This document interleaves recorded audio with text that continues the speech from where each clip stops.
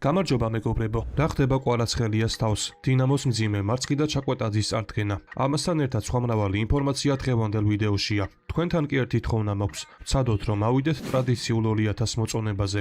ეს თქვენთვის ორი წამი საქმეა, ჩემთვის კი დიდი мотиваცია. ყველას მადლობას გიხდით მხარდაჭერისთვის და მოდი დავიწყოთ.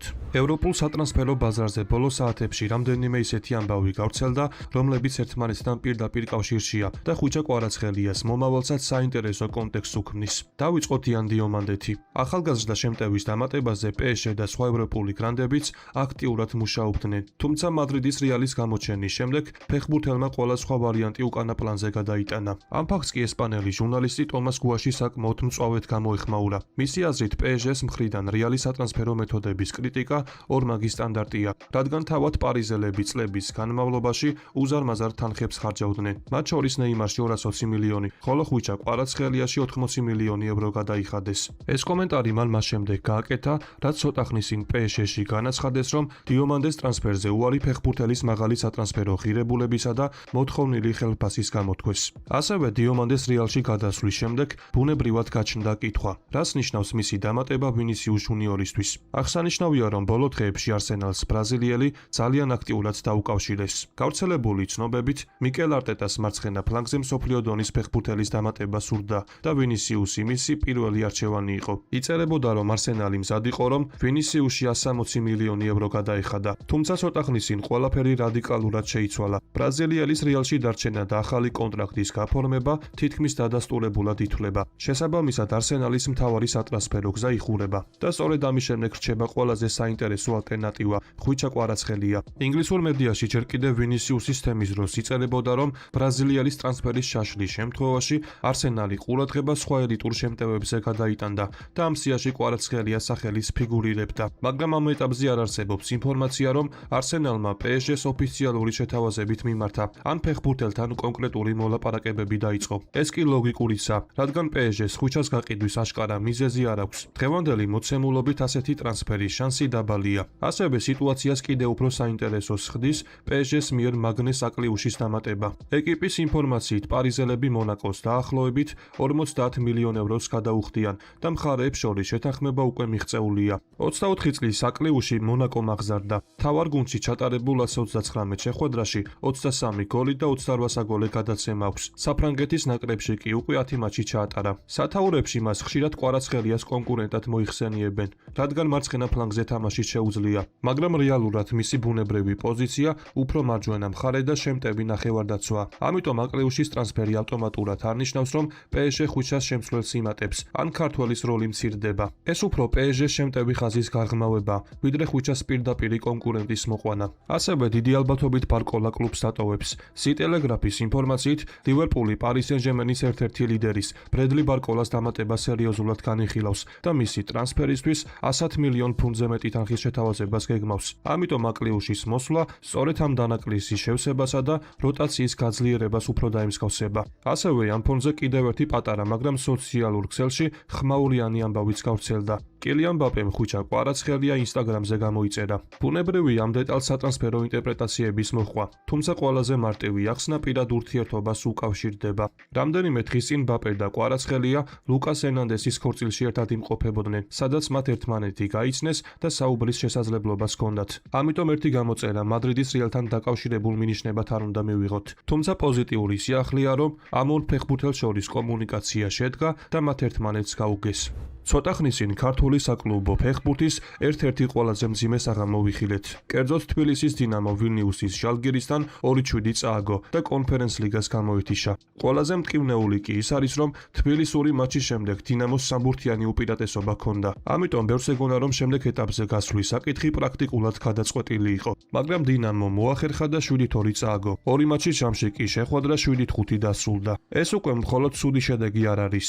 თბილისის დინამომ ისტორიული ანტირეკორდიც დაამყარა. კერძოდ კლუბმა ერთ ოფიციალურ მატჩში პირველად გაუშვა 7 გოლი. ამიტომ ამ შეხვედრას ქართველი გულშემატკივრების მძიმე შეფასებებიც მოჰყვა. ეს რა სირცხული ვჭამეთ. კლაქსვიგზე უარესი დაგვემართა. როგორ შეიძლება გუნდმა ერთ ტაიმში 6 გოლი გაუშვას და სამბურთიანი უპირატესობა ასე გაანიავოს? მეგონა მარტივად მოვიგებდით, მაგრამ მარტივად წავაგეთ. ეს ჯოჯოხეთური თამაში იყო. წერენ ქართველი გულშემატკივრების სოციალურ ქსელში. ასევე მატჩის შემდეგ ხმაურიანი განცხადება გააკეთა შალგირისის პრეზიდენტმაც. მან გაიხსენა, რომ პირველი შეხვედრის შემდეგ საკუთარ ფეხბურთელებს პირადად მისწერა და უთხრა, რომ ჯერ არაფერი დასრულებულიყო. მისი მთავარი ქსავნილი იყო რწმენა. მაშინაც კი, როცა გუნდის შემდეგ ეტაპზე გასვლის შანსი ძალიან მცირე ჩანდა. ეს არ ყოფილა უბრალოდ ქარიშხალი. ეს იყო ქარიშხალი, ტაიფუნი და ტორნადო ერთად, რომელმაც დინამო წალეკა. დაწერა მან. პრეზიდენტი ლეო სანტოსის მხრიდან გოლის აღნიშვნის ეპიზოდსაც შეეხო. ამ ყველაფერს კი მან უღირსი უწოდა. მისი მტკიცებით დინამოს წარმომადგენლებმა ამ საქციელის გამო შესვენებაზე ბოდიშიც მოიხადეს. ასევე ამარცხს ფინანსური შედეგიც მოჰყვა. შემდეგ ეტაპზე გასვლის შემთხვევაში დინამო დამატებით დაახლოებით 175,000 ევროს მიიღებდა, ხოლო კონფერენს ლიგის ძირითად ეტაპზე მოხვედრის შემთხვევაში საუბარი უკვე დაახლოებით 3 მილიონ ევროზე იქნებოდა. ქართული კლუბისთვის კი ეს უზარმაზარი თანხა, რესურსი, რომელიც შეიძლებოდა ფეხბურთელების განვითარებას, ინფრასტრუქტურას და ახალი გუნდის მშენებლობას მოხმარებოდა. მაგრამ ყველაზე დიდი დანაკარგი მაინც ფინანსური არ არის. ამარცხმა კიდევ ერთხელ აჩვენა, რომ ქართულ საკლუბო ფეხბურთში პრობლემა მხოლოდ მოთამაშეთა ინდივიდუალური ხარისხი არ არის. პრობლემაა მატჩის მართვა, ფსიქოლოგიური მდგრადობა, პასუხისმგებლობა და იმის ცოდნა, თუ როგორ უნდა შეინარჩუნო უპირატესობა, მაშინ როცა მეტოქე ყველაფერს რისკავს. და ასევე ყველაზე მნიშვნელოვანი, გახსენება იმისა, თუ რომელ ფეხბურთელებს ეცვათ დინამოს მაისური. მაისურზე გამოსახული ერთი ვარსკვლავიც კი ამ ყველაფერის პასუხია. დინამო კი ისტორიული კლუბია და აქ სხვა მენტალიტეტია საჭირო. ასევე საინტერესოა თქვენი აზრის მოსმენაც. რას ფიქრობთ, როგორ შეიძლება რომ დინამო ამ კრიზისიდან გამოვიდეს? ჩაკვეტაძის კარიერაში ახალი და ალბათ ყველაზე მნიშვნელოვანი ეტაპი ოფიციალურად დაიწყო. უდინეზემ ქართველი ფეხბურთელი წარადგინა და მისი პირველი პრესკონფერენციაც გამართა. ჩაკვეტაძემ პირდაპირ თქვა, რომ იტალიაში თამაში მისთვის დიდი ხნის ოცნება იყო. მოხარული ვარ, რომ აქ ვიმყოფები და იტალიაში ვითამაშებ. სერიაში გადმოსვლა და თამაში ჩემი ოცნება იყო. უდინეზე დიდი კლუბია, დიდარი ისტორიით. ამაისურის ტარება კი ჩემთვის დიდი პატივია. პრესკონფერენციაზე ჩაკვეტაძეს მის საყვარელ პოზიციაზეც კითხეს. ჩემი საყვარელი პოზიცია 10-იანია, თავდამსხმელის უკან. თუმცა სადაც მწვრთნელი დამაყენებს, იქ ვითამაშებ. ფლანგიდან დავიწყებ თუ ცენტრიდან, ამას მნიშვნელობა არ აქვს. აღსანიშნავია, რომ ერთადერთი პრობლემა ამ ეტაპზე მისი ტრავმა. ამასთან დაკავშირებით კი გიორგი შემდეგ კომენტარს აკეთებს. სარეაბილიტაციო პერიოდი კარგად მიმდინარეობს და დამოუკიდებლად ვემზადები. იმედი მაქვს, მალე გუნდთან სრულიად შევძლებ ვარჯიშს და პირველივე ოფიციალური მატჩისთვის მზად ვიქნები. განაცხადა გიორგიმ. რაც ყველაზე მნიშვნელოვანია, უდინეზეს ხელმძღვანელობა გიორგიზე ძალიან თბილად და თავდაჯერებულად საუბრობს. კლუბის ტექნიკურმა დირექტორმა ჯანლუკა ნანიმ აღნიშნა. ჩაკვეტაძეს კარგად ვიცნობ, რადგან მისი თამაში ბოთფორდში მაქვს ნანახი. მერწმუნეთ, ის შესანიშნავი ფეხბურთელია, განაცხადა ჯანლუკა ნანი. ხოლო გენერალურმა მენეჯერმა ფრანკო კოლავინომ ჩაკვეტაძეს დიდი საერთაშორისო გამოცდილებისა და განსაკუთრებული ხარისხის მქონე მოთამაშე უწოდა. პირველი ფეხბურთელი, რომელსაც წარმოადგენთ, გიორგი ჩაკვეტაძეა. მას დიდი საერთაშორისო გამოცდილება აქვს, მათ შორის ბოთფორდში ჩატარებული 100 მეტი მატჩი. უდინეზეს მაისურით კაშკაშა მომავალს ვუსურვებ, განაცხადა ფრანკომ. ეს განცხადებები კი აჩვენებს, რომ უდინეზემ გიორგი მხოლოდ შემადგენლობის შესავსებად არ დაიმატა. კლუბში მის შესაძლებლობებს კარგად იცნობენ, წლების განმავლობაში აკვირდებოდნენ და შეერათ, რომ სერიას დონეზე საკუთარი სიტყვის ხმა შეუძლია. ახლა კი მთავარია, რომ მან ტრავმა რაც შეიძლება მალე მოიჩუშოს და გუნდთან ადაპტაცია გაიაროს. ბარსას ზაფხულის მთავარი მიზანი რობერტ ლევანდოვსკის შემცვლელის მოძებნა, ხოლო ჰანსი ფლიკის პირველი არჩევანი კვლავ ხულიან ალვარესია. კატალონიელებმა ატლეტიკოს ოფიციალური შეთავაზებით უკვე მიმართეს, თუმცა მადრიდელები არგენტინელის საყიდვაზე უარს ამბობენ. ლაპორტას თქმით, კლუბმა ძალიან სერიოზული შეთავაზება გააკეთა, თუმცა ის უსასრულოდ სალაში არ დარჩება. გადაწყვეტილება უახლოეს პერიოდში უნდა მიიღონ. ამასთან ერთად კი ბარსა ალტერნატივებსაც განიხილავს. ერთ-ერთი მთავარი ვარიანტი ბორნმუთის 20 წლის ფორვარდი ჟუნიორ კრუპი იყო, თუმცა ფეხბურთელმა 4-თვიანი ტრავმა მიიღო და ეს ვარიანტი გამოირიცხა. ასევე ბარსამ შეისწავლა ჩელსის თავდამსხმელი ჟოაუ პედროს ვარიანტიც, თუმცა მისი ტრანსფერი პრაქტიკულად შეუძლებლად მიაჩნიათ, რადგან ბრაზილიელს ლონდონურ კლუბთან კონტრაქტი 2023 წლამდე აკავშირებს. სწორედ ამიტომ ბარსა აჩქარებას არ აპირებს. კლუბში ფიქრობენ, რომ საჭიროების შემთხვევაში არსებული შემტევებითაც შეძლებენ სეზონის დაწყებას და ზამთრამდე მოცდას. ანუ საბოლოო გეგმა ნათელია. პირველი არჩევანი კვლავ ალვარესია. თუ ატლეტიკო პოზიციას არ შეიცვლის, ბარსა ძვირად ღირებულ პანიკურ ტრანსფერს არ განახორციელებს და ხელსაყრელ შესაძლებლობას დაელოდება. ამიტომ საინტერესოა თქვენი აზრის მოსმენა. რას ფიქრობთ, ვინ უნდა დაიმატოს ბარსამ ცენტრფორვარდის პოზიციაზე? მადრიდის რეალი კიდევ ერთ ხმაურიან ტრანსფერზე მუშაობს.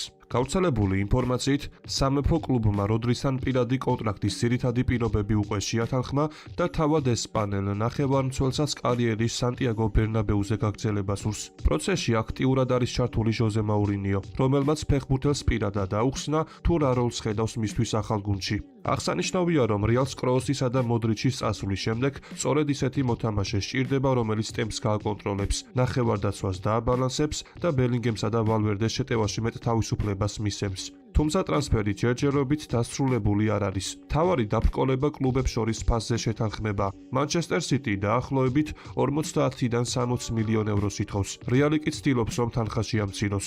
მადრიდელთა მთავარი უპირატესობა თავად როდრის სურვილია. თუ ფეხბურთელი სიტის წასვლის გადაწყვეტილებას მკაფიოდ შეატყობინებს, მოლაპარაკებების დასრულება გაცილებით მარტივი გახდება.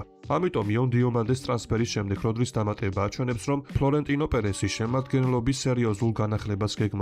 თუმცა ამ ეტაპზე ოფიციალური შეთანხმება ჯერჯერობით არ არსებობს, მაგრამ ფეხბურთელის თანხმობა და კლუბებს შორის დაწყებული მოლაპარაკებები იმაზე მიუთითებს, რომ ეს უბრალო ჭორი აღარ არის. კომენტარებში კი დაწერეთ, ისურვებდით თუ არა როდრის მადრიდის რეალში. დღევანდელ ვიდეოს კი ამით დავასრულებ. მოტივაციისთვის კი თხოვნა, რომ ავიდეთ მინიმუმ 2000 მოწონებაზე. ასევე გამოიწერე არხი, რათა იყო მუდმივად საქმის კურსში. ყველას გისურვებთ ჯანმრთელობას და ბედნიერებას. მე კი მომავალი ვიდეოთი ძალიან მალე დაგიბრუნდებით.